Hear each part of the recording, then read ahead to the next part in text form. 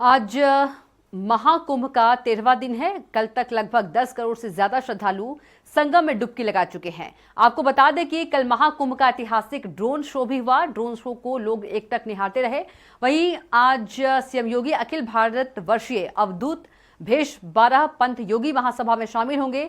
इसके बाद सीएम श्री कल्याण सेवाश्रम में कल्याण दास जी महाराज से मुलाकात करेंगे। फिर विश्व हिंदू परिषद शिविर में संत सम्मेलन में शामिल होंगे।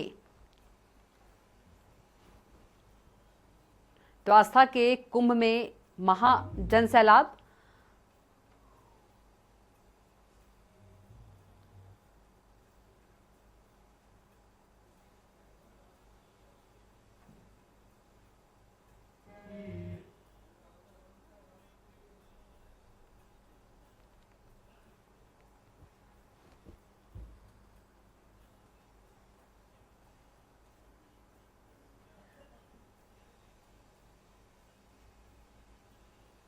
तो आज महाकुंभ का 13वां दिन है और ज्यादा जानकारी के साथ हमारे संवाददाता घनश्याम निशांत चौरसिया जुड़ गए हैं। घनश्याम, आज महाकुंभ का 13वां दिन है। यदि कल की बात करें, अब तक 10 करोड़ से ज्यादा श्रद्धालु जो हैं संगम में आस्था की डुबकी लगा चुके हैं और आज सीएम योगी भी पहुंच रहे हैं। बिल्कुल कविता, इस ऐतिहासिक आयोजन भव्य और दिव्य अलौकिक दिख रहा है। और कल की जो छठा थी, जो छठा बिखरी थी, वो देखने वाली थी।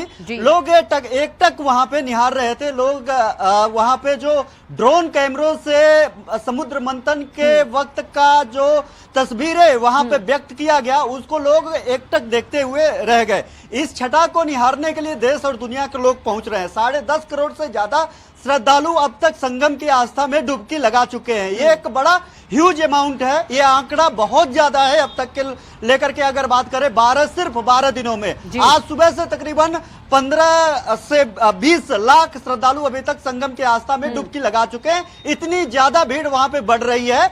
अगर हम बात करें तो प्रयागराज में यहाँ पे इतनी ज्यादा भीड़ लगातार बढ़ रही है कि वह 1 से लेकर के 8 तक के स्कूल बंद कर दिए गए हैं। जिलाधिकारी ने वहां पे निर्देश दिया है कि 1 से लेकर के 8 तक सभी स्कूल, चाहे वो सरकारी स्कूल हो चाहे वो प्राइवेट स्कूल हो, सभी लोगों को बंद करने का आदेश दिया गया है। वहां पे ऑनलाइन पढ़ाई चलेगी। यहां तक कि अगला अगर पड़ाव की बात करें तो मुख्यमंत्री योगी आदित्यनाथ 11:30 बजे फिर से एक बार फिर प्रयागराज आ रहे हैं। और प्रयागराज में वो सबसे पहले समीक्षा करेंगे मौनी अमावस्या के बैठक को लेकर, स्नान को लेकर के।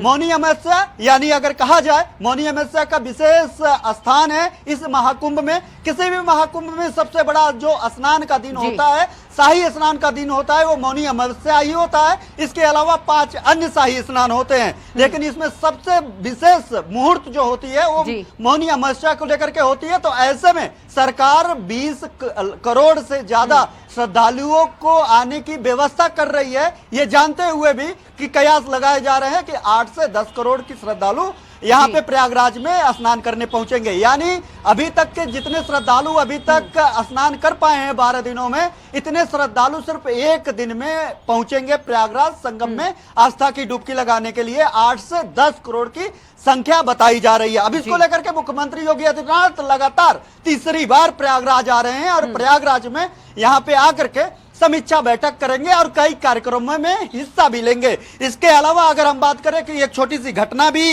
हो गई है, तो फिर से दोबारा यहाँ पे आग लग गई है। एक गाड़ी में आग लगी। सूचना मिलने के बाद तुरंत अग्निशमन यंत्र को लेकर के अग्निशमन विभाग वहां पे पहुंची।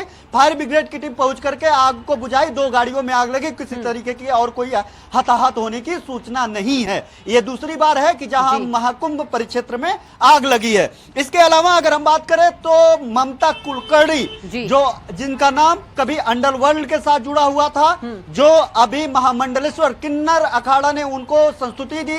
किन्नर अखाड़े में जाकर के महामंडलेश्वर बनी है। 7 घंटे तपस्या की है और इसके बाद उन्होंने खुद का परिवार का पिंडदान किया है और अपने जो रस्मों रिवाज है सनातन धर्म में महामंडलेश्वर बनने को लेकर के उसको पूरा करते हुए कल उन्होंने महामंडलेश्वर का शिक्षा दीक्षा किन्नर अखाड़े के जो वहां के महामंडलेश्वर है उनके दृष्टिगत उन्होंने लिया है, उनके सानिध्य में लिया है। इसको लेकर के भी एक सोशल मीडिया में और खास तौर पे साधु संतों के बीच में एक कंट्रोवर्सी जुड़ गई है। हर्षा रिछारिया, IITN बाबा और नीली वाली एक राजस्थानी लड़की के अलावा चौथा अगर सबसे ज्यादा पॉइंट जो सोशल मीडिया में तैर रहा है वो ममता कुलकर्णी है, कि जो कभी अंडरवर्ल्ड डॉन दाऊद के नाम से जुड़ने वाली और उस मामले में कई मुकदमे में शामिल होने वाली अब महामंडलेश्वर बन गई है। तो ऐसे में तमाम जो सनातनी है, तमाम जो साधु संत हैं, एक तरफ उनका स्वागत कर रहे हैं कि चलो जराइम की दुनिया से और ये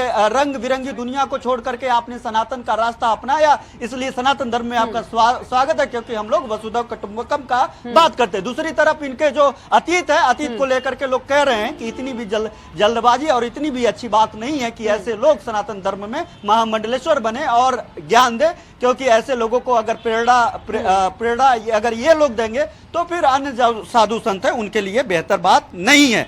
इसके अलावा मुख्यमंत्री योगी आदित्यनाथ की बात हम कर लेते हैं। तो आज जो है 11:30 बजे मुख्यमंत्री योगी आदित्यनाथ पहुंचेंगे, मौनी अमावस्या को लेकर के सबसे पहले बैठक करेंगे, फिर अखिल भारत वर्षीय अवधूत वेश 12 पंथ योगी महासभा कार्यक्रम में शामिल होंगे। इसके पश्चात मुख्यमंत्री योगी आदित्यनाथ श्री कल्याण सेवा आश्रम में कल्याणदास महाराज अमरकंटक से मुलाकात करेंगे, उनसे मुलाकात बातचीत करेंगे। ये पहले से कार्यक्रम निर्धारित था। उसके बाद विश्व हिंदू परिषद शिविर जाएंगे, सेक्टर 18 में जो बना हुआ है। संत सम्मेलन होने जा रहा है आज, बड़ा ऐतिहासिक संत सम्मेलन है। उस ऐतिहासिक संत सम्मेलन में मुख्यमंत्री योगी आदित्यनाथ शामिल होंगे। लगभग 4:30 बजे फिर से वापस वो लखनऊ आएंगे। यानी मौनी अमावस्या के पहले मुख्यमंत्री योगी आदित्यनाथ का ये बैठक है। 27 तारीख को गृह मंत्री अमित शाह भी पहुंचने वाले हैं, उसको लेकर के भी तैयारियों का जायजा लेंगे। और लगातार जो जिस तरीके से भीड़ यहाँ पे बढ़ रही है, जिस तरीके से श्रद्धालु लगातार एक के बाद एक दिन जो है लगातार संगम की तरफ रुख कर रहे हैं। प्रशासन, मेला प्रशासन ने भी अपनी कमर कस ली है। लेकिन सबसे बड़ी जो चुनौतीपूर्ण दिन होगा वो 29 जनवरी